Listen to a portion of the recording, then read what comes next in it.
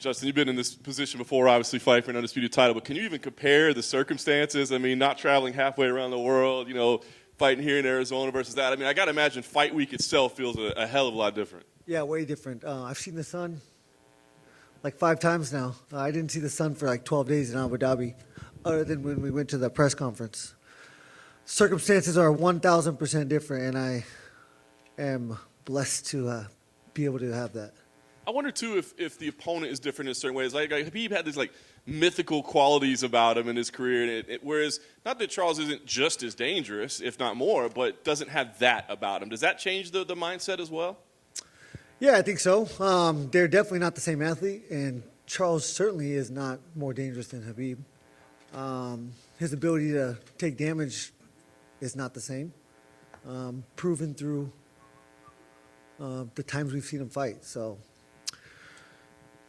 all my criticism of Charles is from a kid that we were talking about, that we all watched grow, and now we're talking about a man with confidence. It's a different person, but ultimately, the same Charles is still there. Same Charles that fought Cub Swanson, same Charles that fought Donald Cerrone, same Charles that fought RDA, Pettis. Choices were made in that by him, and the choice to quit was made. And I'm going to give him that choice on Saturday night. I guarantee that. It's interesting because the narrative is like that he used to quit, and a lot of people say, yeah, but he's answered that. He doesn't quit anymore. That's fine. I think that's true. However,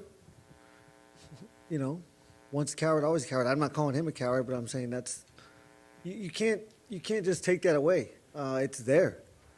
Khabib never showed you that, and that's why you can't compare those two. And speaking about yourself, I mean, as you said, the circumstance is vastly different, opponent vastly different. But anything that you took out of that first time that you said, man, I screwed this up, I should have approached it differently, lessons learned? Yeah, I mean, a tactic was going to be to evade, and that was the first and only time I've ever had that mindset, and, it won't happen on Saturday. If he marches through me, then good for him, but I won't be moving backwards. Last thing for me, I think it's interesting. Like, your legacy is already secure as one of the most respected, most entertaining fighters in the sport. But what would this win mean for you? I mean, what would a championship do for you? Does it change anything at all? Yeah, it's huge, especially who we're talking about. Charles, that's a man with confidence. It's by far going to be my biggest accomplishment in this game, in this sport. These are the good old days, and I can wait, but one day I'll get to look back, and all of this will be special. Justin, right here.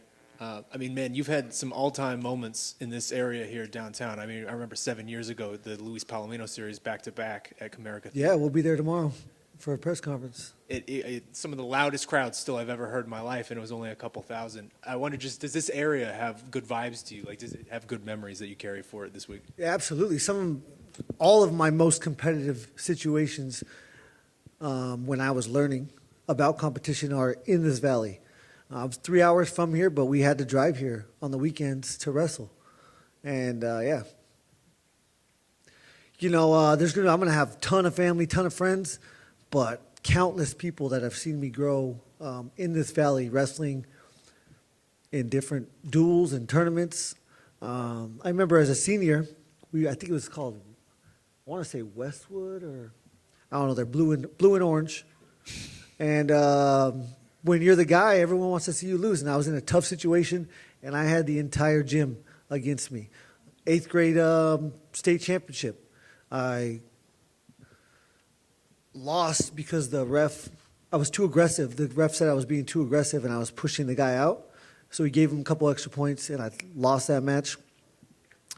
Every single person in there wanted me to lose.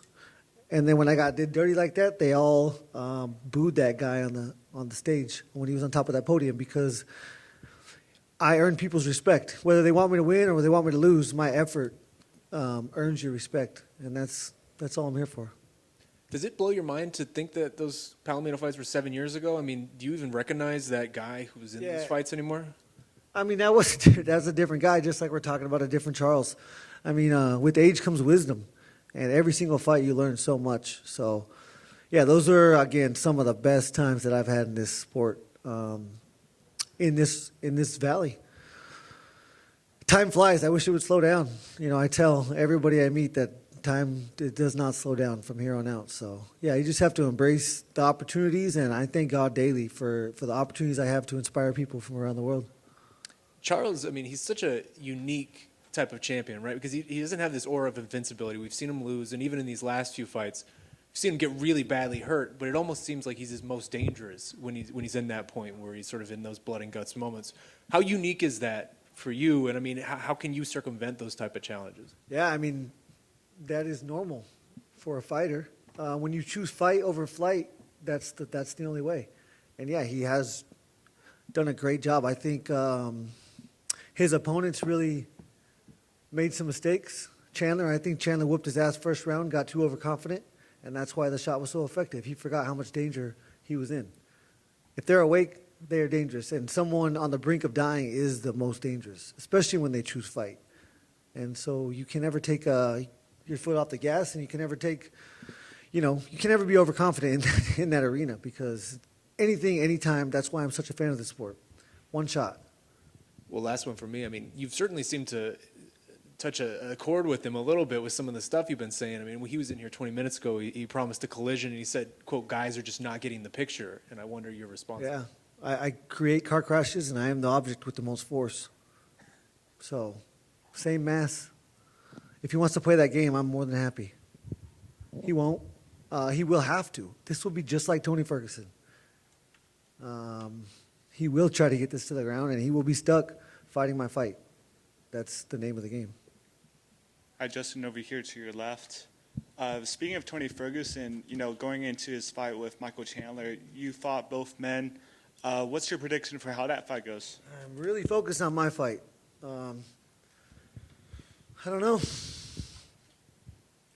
Tony is a conundrum, and if you fight him a certain way, he's beatable. If you don't, then if you fight his fight, again, Pettis, RDA, those guys were probably better, but they fought a dirty fight, and you don't want to fight a dirty fight with Tony Ferguson. Mm-hmm. And being so close to home, how are you going to celebrate this win? And, after years of being away or having not fought in Arizona? I don't even know if I'll be alive on May 8th. I really hope so, because it's Mother's Day, and if I am, I'll be with my mom. Justin, right here. We had Joe Lowe's on in here earlier, and he was kind of asked about your fighting style, and he said, quote, he would light himself on fire just to try to burn the other person a little bit. What do you think of that description? Dude, one day when I'm done, a story is being written. There is a method to the madness, and I can guarantee and promise you that. There has been since day one. And when I accomplish this on Saturday night, you guys will all have to look back and watch the journey and understand the decisions that I've been making are for a reason. I know you said a couple of years ago you only have X amount of wars left in you. I assume the Michael Chandler fight kind of ticked that down by one. How was that a war? That was boring. First round. That shit was. He hit me 4 times in the first round, once in the second because the ref let him, and after that, nothing. Do you think people maybe overplay that fight? Oh, it was almost. I mean, it was fight of the year. It was awesome, but internally in there felt slow and a little bit boring, to be honest with you, because in my mind I had to win. First time I've ever had to win and not finish somebody. I didn't like it, but it's the reason why I'm talking to you right now. And I know you and Rose and Kamaru have done the camps together a few times now. Can you just tell us what this iteration of it was like, fighting on the same card as Rose? Yeah, I mean, we draw inspiration from each other. She's, number 1, number 2 pound for pound female in the world. Kamaru's number 1 pound for pound male in the world. Surround yourself with people that will push you. Loved it. Thought maybe I should do that again. And then I was fighting Eddie Alvarez on a pay-per-view. And so I probably always thought I'd be in a copper mine. Thank you. Justin, just real quick, I wonder how much of Safford can we expect to invade downtown Phoenix this week? The population's 8,000. I would say at least half.